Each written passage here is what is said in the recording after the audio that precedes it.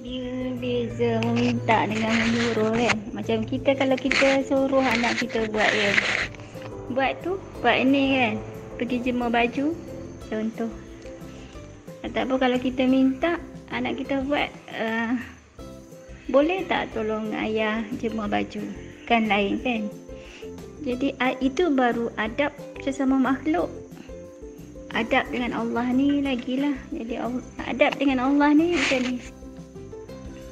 Kita kena yakin. Yang pertama, kita kena yakin dan percaya yang Allah Subhanahu Wa Taala ni hanya memberi yang terbaik pada setiap masa. Yang pertama maksudnya kena yakin dan percaya. Kena tahu yang tu dulu. Kena tahu, kena yakin, kena percaya bahawasanya Allah Subhanahu Wa Taala hanya memberi yang terbaik pada kita di setiap masa. Tak ada satu saat pun Allah Ta'ala beri yang tak baik. Jadi kita kena betulkan persepsi kita yang tu terlebih dahulu. Bila kita dah dapat betulkan tu, maksudnya kita beriman lah kepada Allah. Masuk iman ni maksudnya percaya kan, rukun iman kan percaya. Percaya ni maksudnya dengan yakin. Yakin sungguh-sungguh yang Allah Subhanahu Wa Ta'ala hanya memberi yang terbaik. Walau bagaimanapun di dalam kita meyakini Allah juga suruh kita meminta-minta. Meminta tu macam mana? Meminta tu sebagai tanda kita ni bergantung harap sepenuhnya kepada Allah Subhanahu Wa Taala. Jadi adab meminta ni dia ada dua syarat.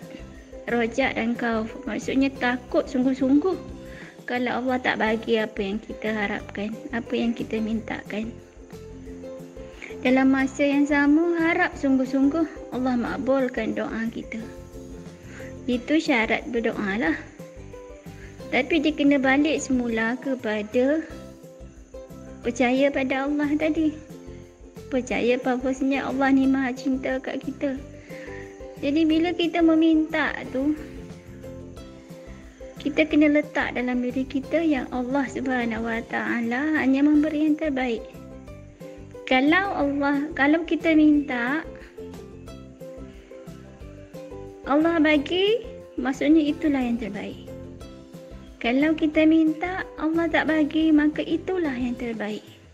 Kena letak kat situ pasak-pasaknya. Jadi cara meminta tu, pertama kena sangka baik kan. Kena yakin, percaya dan sangka baik seiring. Tiga tu kena seiring.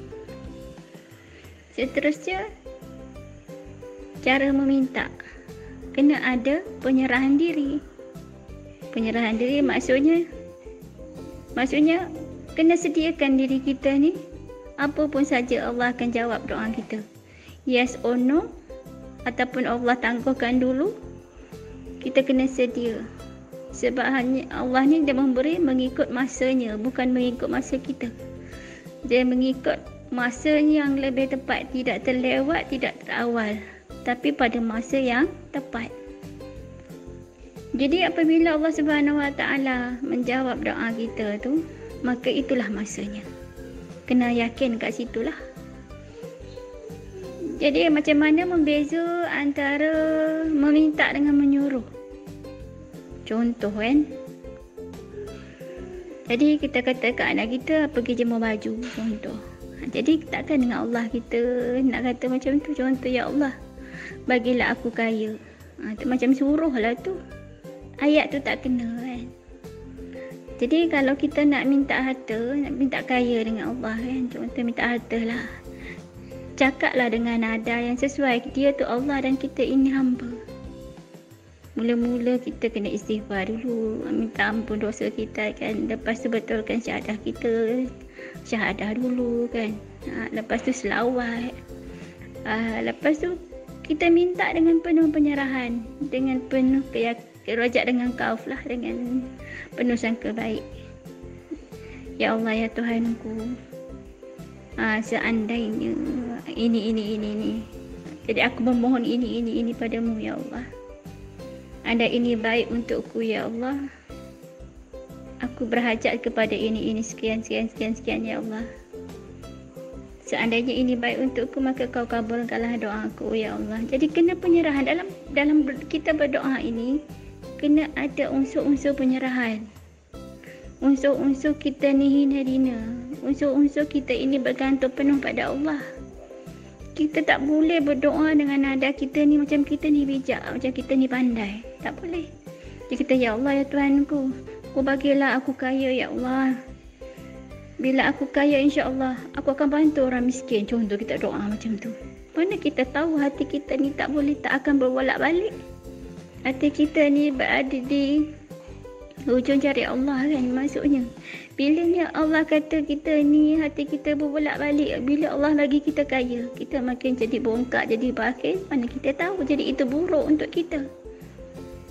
Jadi bila kita berdoa dan berharap ni, kita kena letakkan bahawasanya Allah lah yang maha bijaksana, yang maha tahu, dan kita lah yang maha tak tahu. Jadi kita kena tahu adab kita dengan Allah tu dalam meminta-minta tu, kena letak dengan cara yang betul, kena minta dengan cara yang betul. Ya, insya-Allah Allah bantu.